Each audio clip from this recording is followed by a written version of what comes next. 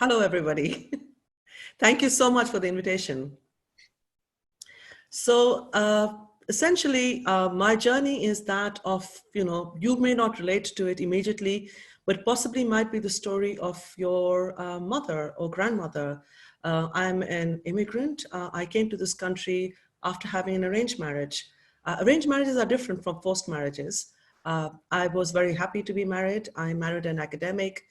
I moved to this country. For those who've seen my Chef's Table episode, you will see I talk about loneliness. And the thing is that, I was a stranger, which you all are not. You are, you've been born in this country, most of you, and you have friends, you've got a school, you've got a network. I was an outsider. But the thing is, I realized one thing that, you can be an outsider even if people consider you part of the same group.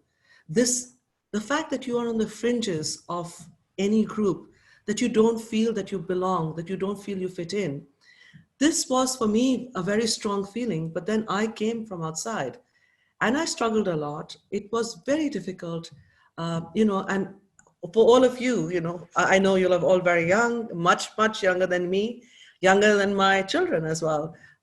You can't imagine there was a time when you couldn't call home. So I couldn't call India. You couldn't call Pakistan, any of these countries easily. It was very expensive. Travel was very expensive. And essentially, you were cut off. Now if people tell me, that they are lonely or they miss their home or you can WhatsApp your cat, your dog in Delhi. It's very cheap. But for us, it was very hard, for that generation of women who came to this country with no roots. I had to create a connection. I had to create a group that I could relate to. And I can just tell you one thing. I wasn't even sure what I was trying to do. Now, when I look back, I know what I'm doing. But I can share this with you so that you know this kind of isolation that all of us are going through, where we've been cut off from, friends, from family. Often many of us have not been seeing our grandparents and parents.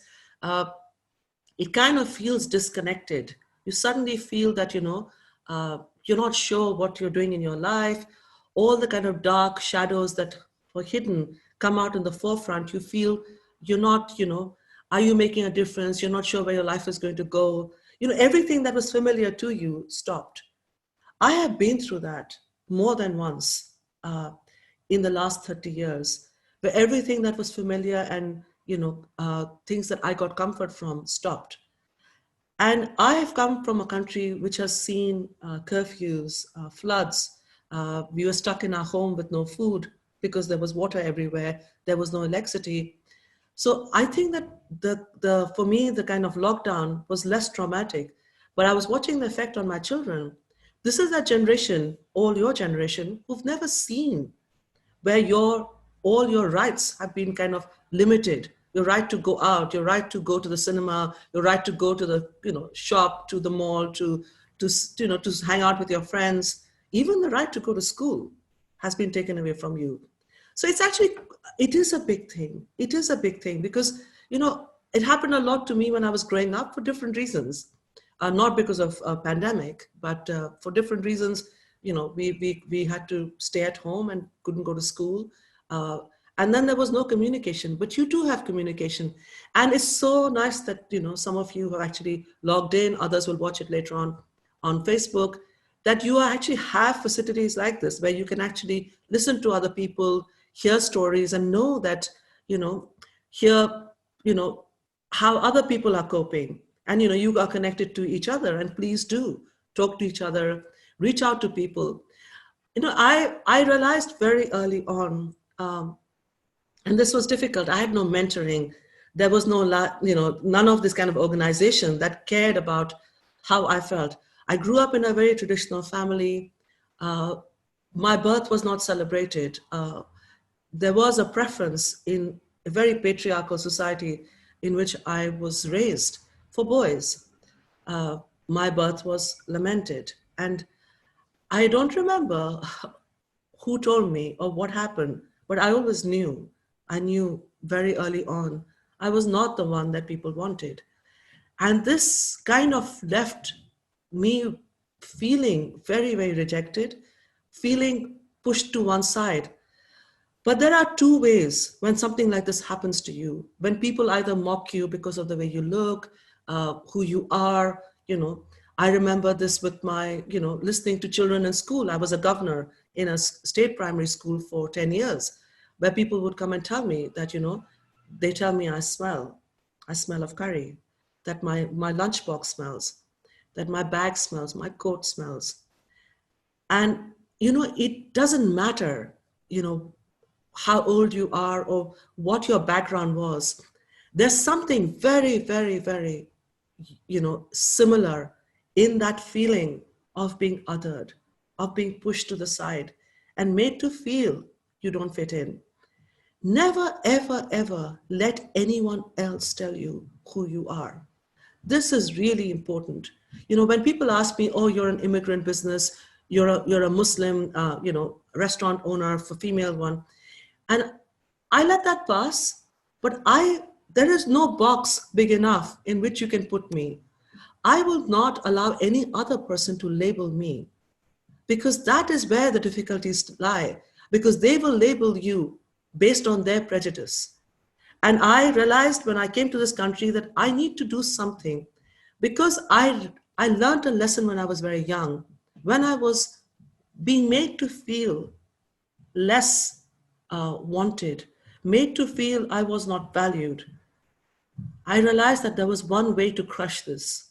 Either I get crushed myself, and that I feel really, really dejected, depressed, and I feel that I'm a failure, and I internalize all of this, or I set the world on fire.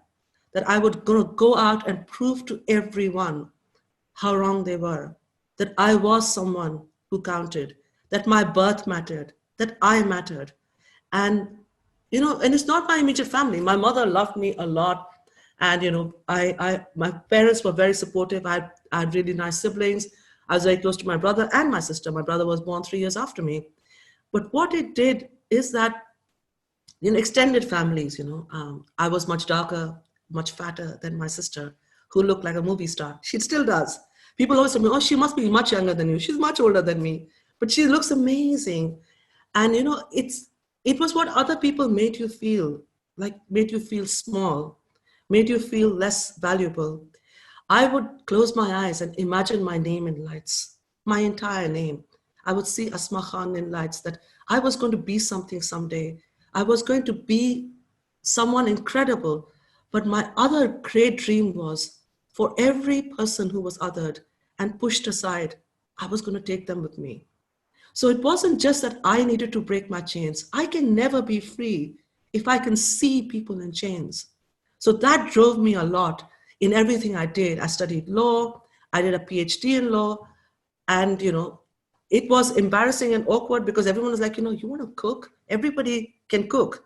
You're a lawyer and, you should go on and do something great in your life.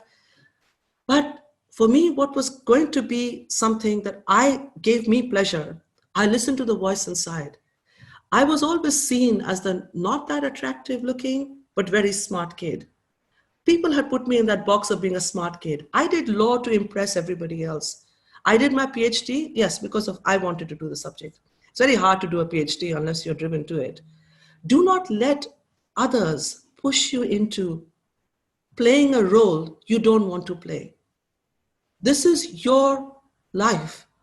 That stage is yours. Go play the role that your heart is telling you to play. That is when you will come out as a winner.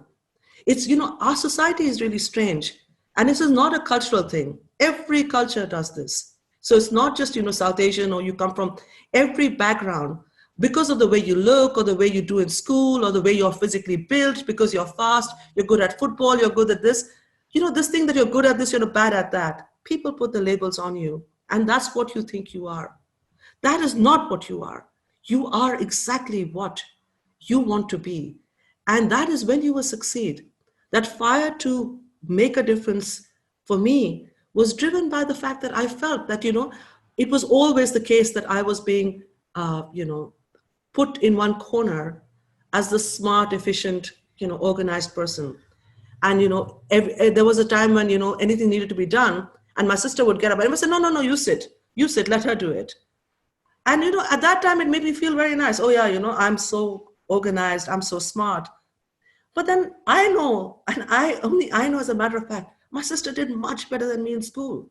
She was brilliant. She also suffered because of the way she looked, because of what people thought she was. She was this pretty, beautiful, graceful, doll-like person who was so graceful, and everybody thought, put her in front of all the situations where you needed someone with great manners. She spoke much better than I did. But I know she would absolutely, wipe the floor with me when it came to maths. Her English was much better, highly, extremely entertaining person. She never got a chance to shine. She never got a chance to shine because she was always seen as, just pretty. And this is why it works both ways. And, don't do this to your friends as well. Try and open your heart to others who may look different from you, who may come from a different background. You think, oh my God, that person is so working class or that person is so posh. Forget all of that. Forget all of that, because it is so, so important that you do not allow others to tell you who you are. And for me, it's really strange because, in India, there's a lot of discrimination when it comes to caste. In the Muslims, it's not there, but it's there in the Hindu community. People often don't eat with each other. They don't share the same table. They don't share the same food. And food is often used as a way of dividing people. You eat this, I don't like you. I'll shun you because, you eat meat or you eat vegetables or you eat that. And I come from a country where people die of hunger. And I think that everybody, I hope, after this pandemic, when there was a shortage, not just of toilet paper, my God, the way people were fighting over it, you think, are they crazy? But there was shortage of eggs, there was shortage of flour. And, people kind of suddenly realized that it is not their right to go out and buy something, to order something online. All my friends are flapping around saying, oh, I can't get a delivery slot from the supermarket. So everything you thought was normal was shaken. But for us, we know that for us, hunger is not relentless, nor is thirst. We can get water, we can eat. And I've always found that problematic that, in India, people always discriminated, didn't share the table with them. And my dream doing the law degree and also later on my PhD was that I was going to use food as a tool of communication. As an immigrant, when I came to this country, the food was shocking. In the restaurant I went to an Indian restaurant, someone took us. I was like, what is this? Why is the rice multicolored? It was just a shock. I really found that really bizarre, the food that it's still a bit strange in some of the restaurants, the what they pass off as Indian food. But I realized that people didn't understand me. They thought they know what I am. They thought they understand my food by looking at the color of my skin and my accent. But they had their prejudices. And I always felt that I want people to sit down on a table and eat with me, because I won't let you hate me because of the color of my skin, because of my Muslim name, my accent, my age, my size. I will not allow you to be prejudiced and hate. You need to sit down on the table with me. I need you to eat my food. I want to tell you my stories. I want to tell you who I am. I want you to enjoy my food. The food is an extension of who I am and my cultures. For generations, this food has come down from families. And, for all of you who are from different backgrounds, your grandparents may be from different countries. Your parents may have migrated, even if it's 3-4 generations away. There is food that you eat that is of the land where your parents and grandparents came from. That is important. That is part of your legacy. That is part of who you are. It is your DNA. And for me, food became that. And I've realized that, I could be a lawyer and, set up, a legal center and help women. But I realized that I can use food as a tool to make people understand people who look like me, who are like me, who sound like me. So that, at least next time you sit next to a tube, in the tube, when all of us eventually get back on the tube, and you can see people's faces because now everyone's wearing a mask. But that time will come when everything will be over. And you sit next to someone who may look like me, but you've eaten my food, you know my story. You may not flinch, even if that person's coat is smelling of masala. Don't flinch. Look at them in the eye. Because I say this all the time, how is it that our food is so popular? Everybody loves to go and have, chicken tikka masala. People love to go and have doner kebab. But they take the food. You cannot just take the food. You need to take me too. You need to understand I come with the food. Do not separate food and culture. This happens a lot. We should not allow it. And that's one of the things that I put down. This is why I'm so happy that I have been able to set up a business like Darjeeling Express. It is a kitchen which has got, all women and all home cooks, just like me. So, I never call myself a chef. People call me a chef. I sometimes let it pass. I said, okay, you can call me a chef. But I don't call myself a chef. I always call myself a cook. Chef is a professional qualification. You get that in culinary school, or you get that from, working like at very low down in the kitchen, and you work your way up. I can call myself a doctor, but I don't as well, because I know one thing. If you are Asian and you say your name is Dr. Khan, everyone will show you, I have a boil in my hand. I have this problem, because they think you're a medical doctor. This is, of course, again, prejudice. So to explain to people you're a doctor-in-law, I just thought I'm never going to use my title. I'm never going to say I'm a doctor, because everyone will just jump the conclusion that they can show you all the boils in their hands and say, what do you think has happened to my hand? I have no clue. I'm a lawyer. I have no idea what's happened to your hand. But it is, the way that people look at you and see you. And I wanted to leave a mark. I wanted to create a ripple where through food and through this team of, of home cooks, we could break that huge barrier that exists with food in our culture. Every home you go to in India, Pakistan, Bangladesh, Sri Lanka, this also includes a lot of other countries in Africa, in most developing countries, you will go there, you will see the girls getting water, the mother cooking, the mother, the older sister, they're all cooking. You will rarely see a man cooking. How is it then when every restaurant you go to, there's a man cooking? What happened? How is it that we left? We've been left behind. Are we not seen as good enough for us to be able to serve our food and people pay us money, but honor and respect us when we serve them? In my part of the world, often the men will eat first. They don't even ask, what is it left behind for the women to eat? The girls and the women eat later. And I refuse to accept this argument about small spaces. But then you look at our food and you think, my God, our food is so patriarchal. Garam, how we call it, garam rotis, hot rice. So if you're sitting on the table, who's going to make the hot roti? Why is our food this, that it was never designed and created to sit on the table and break bread together? I was lucky. I have a very privileged background. I had a very good childhood. There were people who looked after me, and I could eat on the table with my father and my brother. But I know how lucky and privileged I am. Others were not. And this is unacceptable. And we were always isolated from the table. So it was, for me, food was about trying to explain who I was to people, but it was also about righting a wrong. The wrong was about how women were seen with food. We cooked behind walls. No one saw us. And I remember this, that even I don't remember thanking my grandmother for food she made, because I expected her to be a good cook. I expected when I turned up, my grandmother would shower me with food. How else do we show food, love in our culture? In our culture, at that time, people just, cooked for you. And I'm very lucky. I grew up in that generation where there was no television. I think, just before I left, India in 91. Television had just come in. You have one channel. It was to only come on in the evening. It was black and white.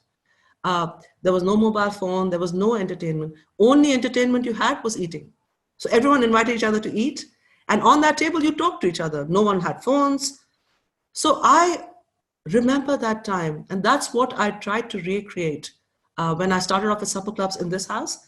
I'm sitting on my dining table. This was where I began my journey. And I just think that, in this kind of time that you've all been alone and you have been cut off from, your normal activities, this is not, a disaster. You know, I don't know whether this happens to you, but it happens to me. Maybe I have a very bad relationship with printers. But when the printer stops working, you shut it off, you give it a bang, and you put it on again, and it works. This is a creative pause. It is your time to sit back and use this time, use opportunities like this. You may not be inspired by my story, but there'll be other people who will come and, hear the stories of other people. Read the books that you never had time to read. Dream the dreams that now you have the time to dream. And listen to that voice inside, because when you step off the pedal and life is not rushing past you and moving you ahead, that presumption that she's the dark, smart one, she's the fair, slim, pretty one, all of those brackets and labels that people have put on you, those labels, people are not there putting labels. Write your own label, put it on yourself and see, this is where I'm going to be. This is my dream. And I say this a lot, and I can't see the background or know the background, the stories of all of you all, but I didn't burn, my entire culture and my tradition. People see me. I'm always dressed in Asian clothes. I find that comfortable, and I'm accented. I've been living in this country for 30 years. I didn't burn everything of my culture to progress. You don't need to do that. You can stay within your traditions, be comfortable in your skin and who you are. Let other people accept or not accept. You don't need to become like them. You be who you are. Because I'll tell you that the fact that, people always say her food is so authentic. It tastes like my mother made it. I taste love in her food. I didn't try to make my food look Japanese. Indian food is ugly. It's all brown and, whatever. Fine. I don't put edible flowers on it and make it look like a garden. I don't need to. I don't need to make my food look French. I don't need to make my food look anything. This is what my food is. This is who I am. I take your hand and I make you sit down, eat my food, listen to my stories. And in the background, you listen to, Sufi music and Qawwali and, the music that beats in my heart. Listen to that music. And often people stop me. I think they're going to ask me about the food. They tell me, what is that? What is that? What is they say? What are they singing? And I feel so happy because they get moved. They don't understand the words, but the rhythm hits them. And there's something that you must remember, that the rhythm will hit them. You just need to follow your own path and stay true to yourself, because this is how you will win. You will win by really being who you are. And this shines because when you are confident from inside, it radiates out. People can see it and they will bow down to who you are because they understand that you are so confident, that you are not afraid. You don't need to mold yourself to become like X, Y, and Z.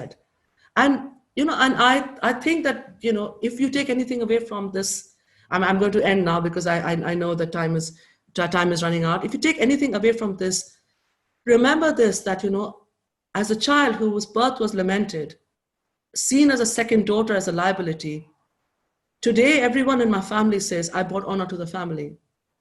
And even though that should not matter to me, it does. So those who felt I was a liability today recognize me as something. I don't hate them. I love them. I understand that there's culture which is very hard. But instead of trying to argue with them and trying to tell them that they're wrong, I just did my own thing. And they had to acknowledge I had made a difference. And this is what you need to remember, that it doesn't happen quickly. It's a very tough road. You need to be very strong. And look what has happened today. I'm sitting at home, my restaurant is closed. I mean, financially, it's been devastating, but I will rise because I have learned how to stand every time I fall. And that is a lesson for life. So, you all are very young. You may not have hit that first hurdle. When you hit that first hurdle, remember, I am practicing. I'm practicing to be beautiful and excellent and a superstar. This is my practice. Get up, stand up, and go on. Because every time then when you hit a hurdle, it'll hurt less, believe me, and you will get up and be a star. Thank you so much.